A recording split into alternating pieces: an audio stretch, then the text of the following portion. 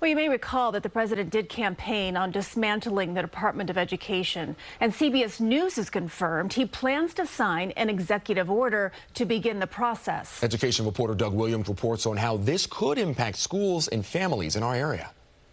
After campaigning on it, CBS News has learned that President Trump will indeed sign an executive order dismantling the federal Department of Education. We spend more per pupil than any other country in the world, and we're ranked at the bottom of the list. We're ranked very badly.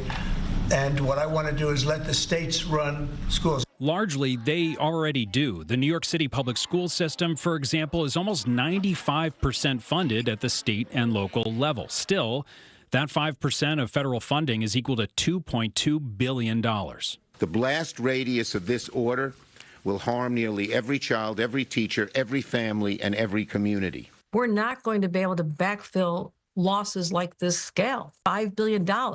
So the children are going to suffer. What would go away if that federal money goes away? Schools with high numbers of low-income students, that's called Title I funding. There's also funding for students with disabilities that comes through the federal Department of Education. There's hundreds of millions of dollars for school lunch. Of the bunch, the funding for school meals is the most likely to change drastically if the Department of Education is dissolved. Funding for low-income schools and students with disabilities are both federal law passed by Congress, meaning that money may technically be protected, but could be put in the hands of states with no federal guardrails.